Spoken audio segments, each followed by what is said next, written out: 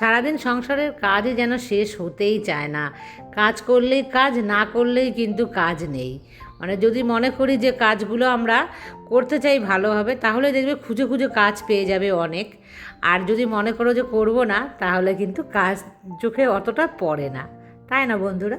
তো তোমরা আমার সাথেই থাকো, সারাদিনের সমস্ত কাজকর্ম তোমাদের সাথে শেয়ার করব।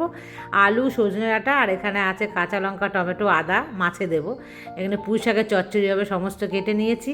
আর এখানে দেখো 2 পিস রয়েছে বাটা মাছ। তো 2 পিসই নিয়েছি কারণ মাছটা একটু বড়। আর এরকম বড় সাইজের বাটা মাছ খেতে আমার একদমই ভালো লাগে না, আমার বরের ভীষণ প্রিয়।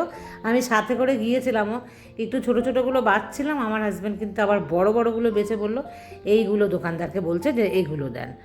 আর জানো তো বন্ধুরা, দোকানদার না কনফিউজ হয়ে গেছে। আমি একবার বলছি অল্প করে দেন, আর ওর বাবা বলছে যা মানে পাল্লাতে তোলা হয়েছে সবটাই দিয়ে দেন। যে লোকটা বলছে আগে ঠিক করেন দুজনের মধ্যে কোনটা নেবেন। তো আমার কথা তো আর টিকলো না, আমার হাজব্যান্ডের কথাটাই টিকলো। যাই হোক, অনেকটাই মাছ, জানো তো, বাটা মাছ 400 গ্রাম নিয়েছে। আমি অতটা কিনি না একার জন্য। আর একা কেন বলছি বলো, ওর বাবা তো চলে গেছে সকালবেলা, মানে ভোর থাকতে, তখনও বাইরে কিন্তু একটু অন্ধকার অন্ধকার, যেতে হবে, অতটা দূরের রাস্তা তো ম্যানেজ করে এসছে, বুঝতেই পারছো। হঠাৎ করে আবার ডাক, আর ডাক কেন, থাকতেও পারবে না এখন ইলেকশন পর্যন্ত।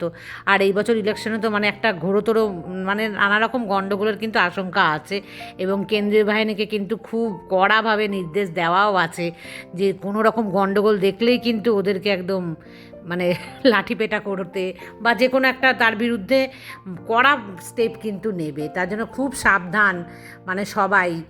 আমার তো ভীষণই ভয় লাগে। আর আমার হাজব্যান্ড আমাকে বারবার বলছে যে ভোটের দিন যাবে, সকাল সকাল গিয়ে দিয়ে চলে আসবে, কারণ এবছর তোমরা সবাই জানো হাওয়া কিন্তু একদমই অন্যরকম। যাই হোক, সতর্ক থেকো সবাই। আমি জানি সবাই তোমরা সতর্ক, তবুও একবার বলে দিলাম, কারণ আমার হাজব্যান্ড যেহেতু ওই পোস্টে আছে, তো সেই কারণে ওদের কাছে একদম কড়া পাকাপাকিভাবে যে নির্দেশগুলো আমাকে বলছিল, তো শুনলে পরে তখন একটুখানি যেন কেমন কেমন লাগে, জানো তো। যাই হোক বন্ধুরা, এর মধ্যে দেখো পাকা লঙ্কা দিয়েছি, কাঁচা লঙ্কাগুলো যে, সেটা দিয়েই কিন্তু আলু সজনেটা দিয়ে একটা পাতলা মতন ঝোল করার আমি চেষ্টা করছি। আদা জিরে বাটা দিয়েছি, আর কিছু না, টমেটো, কাঁচা লঙ্কা, নুন, হলুদ, জিরে গুঁড়ো, হলুদ গুঁড়ো, এইগুলোই আর কি আমি খাই। আর পেঁয়াজ, রসুন, আদা, জ্যান্ত মাছে আমি কোনো দিনও দিই না, কারণ এটাই আমাদের খেয়ে খেয়ে অভ্যাস হয়ে গেছে, আমার মতন যারা যারা আর কি খাও আর কি। আর আমার হাজব্যান্ড যেখানে, সেখানটার জায়গাটার নাম তোমরা অনেকেই জিজ্ঞাসা মানে করেছিলে কোথায়, আমাকে বললো, আমি ভুলেও গেলাম, জানো তো জায়গাটার নাম। একটা কীরকম বিদঘুটে টাইপের নাম, আমি নাম কোনোদিনও শুনিনি ওই জায়গাটার। তো যাই হোক, আমি বলতে পারছি না। আর ওখানে জানো তো কৃষ্ণনগর থেকে ডিরেক্ট কোনো বাস ওইভাবে যায় না, ভেঙে যায়, আর অনেকটা বেলাতে যায় আমাদের এখান থেকে বাস। তো ওর বাবা বললো অনেকটা বেলাতে গেলে তো আমার হবে না। আবার যেভাবে এসেছিলো সঞ্চিতা তোমাদের বাড়ির ওখান থেকেই কিন্তু আবার গেল ওখানে। আর তোমার কথা মনে পড়ে যখন ওই জায়গাটার কথা বলে না। আর জানো তো, ওই বহরমপুরে কিন্তু আমার মাসি বাড়িও। তো যখন কেউ বলে বহরমপুরের কথা, আগে মাসির কথা মনে পড়তো। আর এখন কিন্তু আমার মাসি বাড়ির কথা মনে পড়ে না। এখন যদি কেউ বলে বহরমপুরের কথা, সাথে সাথে আমার সঞ্চিতার কথা মনে পড়ে যায়। যাই হোক, সঞ্চিতা কেমন আছো? আশা করি ভালো আছো। মিষ্টি সোনা কী করছে? অনেক অনেক আদর মিষ্টি সোনাকে। আর বহরমপুর আর মুর্শিদাবাদ তো একই নাকি? আমি কিন্তু ওই একই মানে গুলিয়ে ফেলি। যাই হোক, আমাকে জানিও তো সঞ্চিতা একটুখানি, যে দুটো জায়গার কি একই নাম নাকি। আর এই যে বেডশিটটা দেখছো, এটা সূর্যালয় থেকে নিয়েছিলাম, তখন ভীষণ পছন্দ ছিল অ্যাপ্লিকের। আর এখন বেডশিট কি হয়েছে, ভালো ভালো বেডশিট যদি কেনো না, তার মধ্যে দুটো শুধু মাথার বালিশের কভার পাবে, আর কিন্তু পাশ বালিশের কভার একদমই পাওয়া যাচ্ছে না।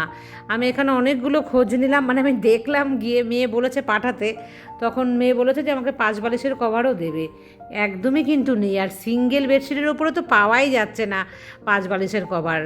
যদি একটু ধরো বোম্বে ডাইংয়ের যেগুলো হয় সেগুলোর পাঁচ বালিশের কভার আছে, কিন্তু ভালোগুলোর নেই। বেশ অনেক দিন হয়ে গেল, আমাকে পায়েল কোনো কমেন্টস করছে না।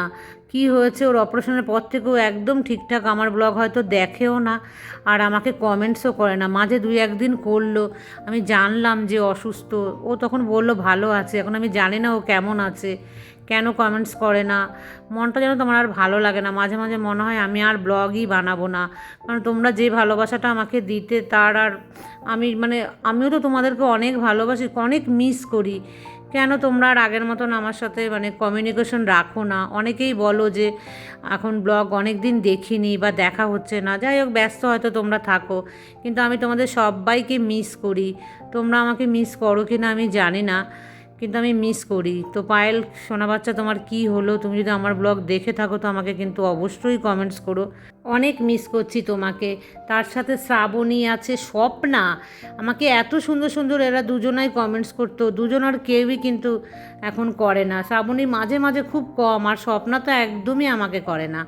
তো তোমাদেরকে অনেক মিস করি, জানি না তোমরা আমাকে মিস করো কি না, হয়তো করো না, তার জন্য আমার সাথে একটু সময় বের করে কথা বলো, ভালো লাগে। কারণ ব্লগ যদি তোমরা দেখেও থাকো আমি তো সেটা বুঝতে পারি না কমেন্টস না করলে, সেই কারণে বলি। স্মৃতি বলে আমার আর এক বন্ধু আছে, ও একদম আমার বয়সী, ও আমাকে কত সুন্দর কমেন্টস করছে না। রূপা দিদি ভাই, তারপরে বীণাপাণি দিদিভাই তো মাঝে মাঝে করে, যতই ব্যস্ত থাকুক। বীণাপাণি দিদিভাই তো স্কুল টিচার, তারপরেও আমার খবর নেয় দিদিভাই কিন্তু সময় পেলেও।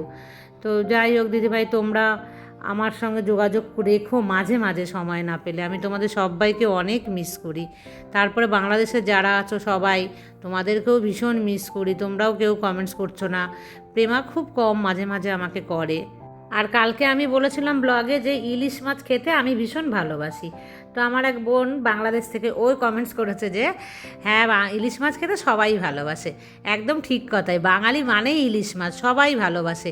কিন্তু জানো তো, ভালোবাসে না আমার শ্বশুরবাড়ির লোকজন, ওরা কিন্তু এই কাটার ভয়ে ইলিশ মাছ ভালোবাসে না। এরকম আছে অনেক লোকই। আমার হাজব্যান্ড আগে একদমই ভালোবাসতো না, ইদানিং কিন্তু মানে আমার সাথে বিয়ে হওয়ার পর থেকেও ইলিশ মাছ খাওয়া শিখেছে। তো আছে এরকম ফ্যামিলি আজও, যে দুই একটা, খুব কম অবশ্য, রেয়ার, যে তারা ইলিশ মাছ ভালোবাসে না। তবে ইলিশ মাছ মানে ভালো না বাসে যারা, তারা কিন্তু বাঙালিই নয়। আমার তো মনে হয় যে ইলিশ মাছ, যতই বলি চিংড়ি মাছও ভালো খেতে, কিন্তু তার চাইতেও বেশি টেস্টি হচ্ছে ইলিশ মাছ, তাই না বন্ধুরা? আর বাংলাদেশের ইলিশ হলে তো মানে পদ্মার ইলিশ কোনো কথাই নেই। আমার হাজব্যান্ড কিন্তু দুবার আমাকে খাইয়েছিল পদ্মার ইলিশ, যখন ছিল না এখানে, তখন ওখান থেকে কিন্তু অর্ডার দিয়ে পদ্মার ইলিশ মাছ, বিশাল বড় সাইজের, পেটে ডিমও ছিল, সেই ইলিশ মাছ কিন্তু খাইয়েছিল। তবে অনেক বড় ছিল না, আর যত বড় হয় ইলিশ মাছ তার কিন্তু টেস্ট বেশি হয়, একদমই তাই। আর পদ্মার ইলিশের স্বাদ যে পুরো আলাদা, ওটা খাওয়ার পরে কিন্তু ফিল হয়েছে। আর আমার কাছে কিন্তু একদম বাংলাদেশের একটা ঢাকাই জামদানি আছে, জানো তো, বাংলাদেশ থেকে আনা মানে করা হয়েছিল, একদম ওখানকার। আমাদের এখানে তো প্রতি বছর এই যে স্টল বসে না, এই যে বারোদল হচ্ছে এখন এখানেও কিন্তু বাংলাদেশের মানে ওখানকার লোকরা এসে এখানে বিজনেস করছে। তবু আমার মনে হয় মাঝে মাঝে এদের কাছে ভেজাল থাকতে পারে। একদম বাংলাদেশের যেখানে তৈরি হয় সেইখান থেকে কিন্তু আনা হয়েছিল ঢাকাই জামদানি। তো পরেছিলাম দুবার না তিনবার, তার বেশি আর পরিনি। কোনো একবার তোমাদেরকে দেখাবো ওটা, যে বাংলাদেশ থেকে আনা হয়েছিল। তবে পছন্দটা আমার ছিল না, ওই যাকে দিয়ে আনা করেছিল সেই পছন্দ করে দিয়েছিল। তো যাই হোক, সেটা খারাপ ছিল না, ভালোই ছিল। বন্ধুরা দেখলে কতগুলো কাজ কিন্তু আমি করে নিলাম, মানে খুঁজে খুঁজে কাজ আমি বার করি, আর অল্প অল্প করে এইভাবেই করি। আর এই দেখো ভাত নিয়ে বসে পড়ছি, পালং শাকের, এই পালং শাক না, সরি, এটা হচ্ছে পুঁই শাকের চচ্চড়ি। আজকে পুঁই শাকের চচ্চড়িটা না খেতে কিন্তু দারুণ হয়েছিল। আর কুমড়ো একটু বেশি করে দিলে আমার বেশি ভালো লাগে। ডগা আগা মানে শক্তগুলো দিলে তো ভালো লাগে না খেতে, তো একটু কচি কচিই ছিল। আর এই পুঁই শাকটা কী বলো তো, 5 টাকার পুঁই শাক আমার হাজব্যান্ড কিনেছিল, মানে খুচরো ছিল না, তো দোকানদার বলেছে তাহলে 5 টাকার কিছু একটা নেন। তো বলেছে কী নেবো, দিয়ে তখন মনে বলেছে এনার 2টো আগা দিয়ে দিচ্ছি পুঁই শাকের। তাই না, ঠিক আছে, আমার তো হয়ে যাবে 2টো আগা দিয়ে। আর এখন খেয়ে দিয়ে একটুখানি আমি শুতে আসলাম।